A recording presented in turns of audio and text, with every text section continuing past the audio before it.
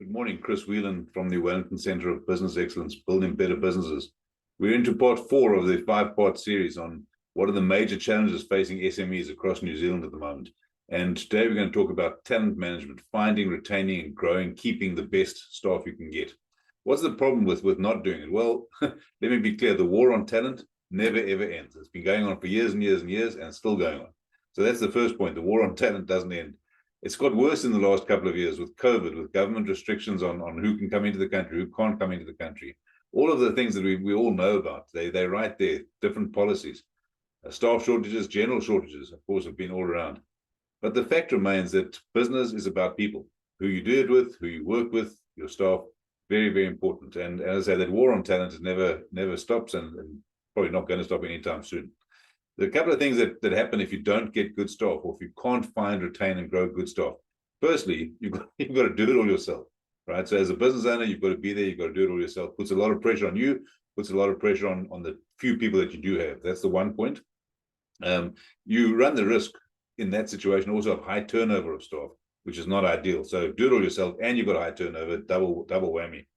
That, of course, then leads to poor customer service, because bad staff, high turnover, you've got to keep training them. Not a good thing, right? So poor customer service, almost certainly. And then the one that really is I think, pretty insidious, is a poor culture within the organization, because you can't find good staff, you're working hard, getting poor service, everyone's sort of biting and backstabbing and doing whatever they're doing, potentially. I'm not saying, hopefully it's not in your case, but certainly I've seen it in some situations. So that sort of bad apple, which really corrupts the whole thing.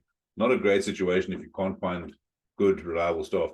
Conversely, though, finding good staff, and it is possible, high energy, high innovation, new ideas, better overall better brand, if you like, because people know, wow, we're going to come work with you. They've got good staff, they're always friendly. Who of us hadn't walked into a cafe and a person greets you at the door, hi, welcome, and you love it, right? Or you walk into a hardware store, or Bunnings or Mitre 10, whatever the big store is, and the person greets you, they know who you are, they've got good staff, they've been there for years, you know who to go speak to. So very, very different, if you like, internal culture and, of course, external brand. So a couple of things that I want to talk to you about, and they're not exhaustive, but a couple of things. One, be very clear when you're looking for staff on what's in it for them. Not all people are created equal.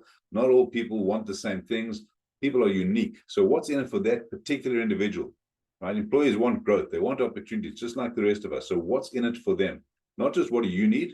Obviously, that's important. But what's in it for each individual employee. So when you put out that advert, it's very specific for what's in it for that particular person, for that particular role. Point number one.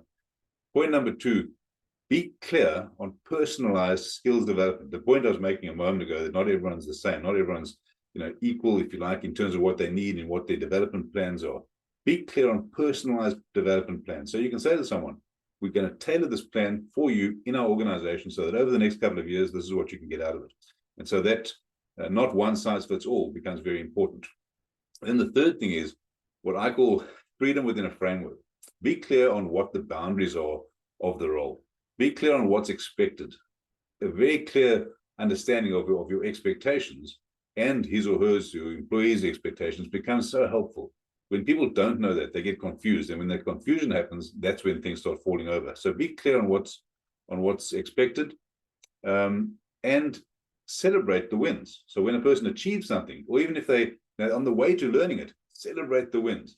Have consequences, absolutely. There have to be consequences to not achieving it. But I would make sure that you're clear on what's expected, what's in it for them, personalized development plans. And then perhaps even a fourth thing, be clear on what the values are that you want that person to live. Because the values that you have in the organization need to be the organization's values, and they need to translate through. If that's clear, you can then engage with risk-taking. You can encourage participation. You can say to someone, oh, you didn't get that perfectly right, but that's okay, because it's part of your development plan. You can say to the person, oh, you did great work, well done. There's an author, Ken Blanchard, talks about the 1-minute manager. Find ways to praise people. People love it, and that lifts them up. Don't sit on their heads the whole time, because that's, that really cramps their style. So a couple of things there. As I said, clear on what's in it for them, have personalized development plans, have freedom within the framework, and celebrate success. What happens if you get that right? Right. Firstly, the message gets out into the market. you're a great place to work. And I've got a couple of clients that I'm working with at the moment where the market clearly knows they can get great learning. They can come in as apprentices. They can grow the next 5, 6, 7 years, however many years they're going to spend there. And that brand isn't just a business brand, it's an employee brand as well. So absolutely it attracts good people. You get new ideas because people come in with fresh ideas. They bring fresh energy. They bring innovation. They want to be there, and it shines through. You almost can't keep what's inside of that person. You can't keep it trapped in because their enthusiasm comes through. So you create great internal culture. You create great external culture. And we spoke earlier about poor customer service. Now you get the flip side of that. You get great customer service. You also, as a business owner, don't have to do everything. So new ideas, great service, internal branding, morale goes up, external branding goes up. I think those are all very positives. If you want to know more about how to attract those sorts of staff, I'm here to help you. Happy to do it. Give me a call. Got my number here, or DM me. Jump on my website. Let's see what we can do in your business to make sure that you can attract great staff. Have a brilliant week. All the best. Bye-bye.